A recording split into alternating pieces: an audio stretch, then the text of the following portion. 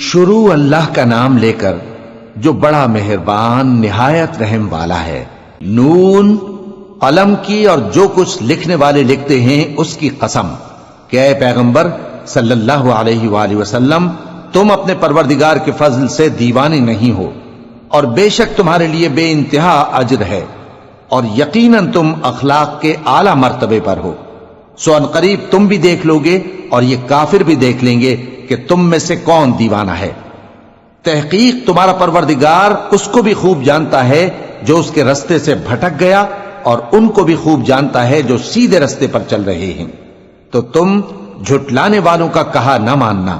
یہ لوگ چاہتے ہیں کہ تم نرمی اختیار کرو تو یہ بھی نرم ہو جائیں، اور کسی ایسے شخص کے کہے میں نہ آ جانا جو بہت قسمیں کھانے والا ہے، ذلیل ہے، شرارت سے اشارے کرنے والا، لگائی بجھائی کرنے والا، مال دینے میں بڑا بخیل، حد سے بڑھا ہوا بدکار، سخت خو، اور اس کے علاوہ بدذات ہے، اس سبب سے کہ مال اور بیٹے رکھتا ہے۔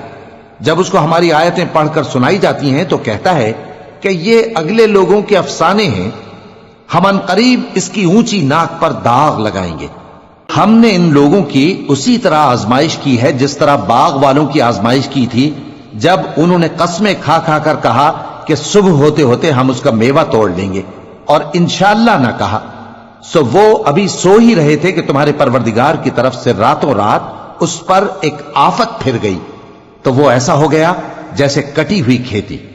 پھر جب صبح ہوئی تو وہ لوگ ایک دوسرے کو پکارنے لگے کہ اگر تم کو کاٹنا ہے تو اپنی کھیتی پر سویرے ہی جا پہنچو۔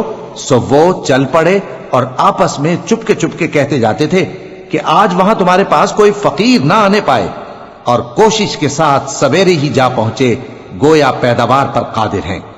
پھر جب انہوں نے باغ کو دیکھا تو ویران، کہنے لگے کہ ہم رستہ بھول گئے ہیں، نہیں بلکہ ہم بے نصیب ہو گئے۔ ایک جو ان میں سمجھدار تھا بولا، کیا میں نے تم سے نہیں کہا تھا کہ تم تسبیح کیوں نہیں کرتے؟ دوسرے کہنے لگے کہ ہمارا پروردگار پاک ہے، بے شک ہم ہی قصوروار تھے۔ پھر لگے ایک دوسرے کی طرف رخ کر کے ملامت کرنے، کہنے لگے ہائے شامت، ہم ہی حد سے بڑھ گئے تھے، امید ہے کہ ہمارا پروردگار اس کے بدلے میں ہمیں اس سے بہتر باغ عنایت کرے، ہم اپنے پروردگار کی طرف رجوع کرتے ہیں۔ دیکھو عذاب یوں ہوتا ہے، اور آخرت کا عذاب سب سے بڑھ کر ہوگا، کاش یہ لوگ جانتے ہوتے۔ پرہیزگاروں کے لیے ان کے پروردگار کے ہاں نعمت کے باغ ہیں۔ کیا ہم فرما برداروں کو نافرمانوں کی طرح نعمتوں سے محروم کر دیں گے؟ تمہیں کیا ہو گیا ہے؟ کیسی تجویزیں کرتے ہو؟ کیا تمہارے پاس کوئی کتاب ہے جس میں یہ بات پڑھتے ہو کہ جو چیز تم پسند کرو گے وہ تم کو ضرور ملے گی؟ یا تم نے ہم سے قسمیں لے رکھی ہیں جو قیامت کے دن تک چلی جائیں گی کہ جو کچھ تم طے کر لو گے وہ تمہارا ہوگا؟ ان سے پوچھو کہ ان میں سے کون اس کا ذمہ لیتا ہے؟ کیا اس قول میں ان کے کچھ شریک ہیں؟ اگر یہ سچے ہیں تو اپنے شریکوں کو لے آئیں۔ جس دن پنڈلی سے کپڑا اٹھا دیا جائے گا اور کفار سجدے کے لیے بلائے جائیں گے، پھر وہ سجدہ نہ کر سکیں گے، ان کی آنکھیں جھکی ہوئی ہوں گی اور ان پر ذلت چھا رہی ہوگی، حالانکہ پہلے اس وقت سجدے کے لیے بلائے جاتے تھے جبکہ وہ صحیح و سالم تھے۔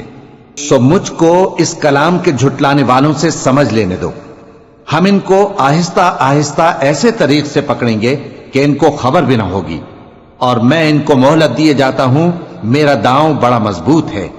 اے نبی، کیا تم ان سے کچھ معاوضہ مانگتے ہو کہ ان پر تاوان کا بوجھ پڑ رہا ہے، یا ان کے پاس غیب کی خبر ہے کہ اسے لکھتے جاتے ہیں؟ سو اپنے پروردگار کے فیصلے کا انتظار کیے رہو، اور مچھلی کا لقمہ ہونے والے یونس کی طرح نہ ہونا کہ انہوں نے اپنے رب کو پکارا جبکہ وہ دل ہی دل میں گھٹ رہے تھے۔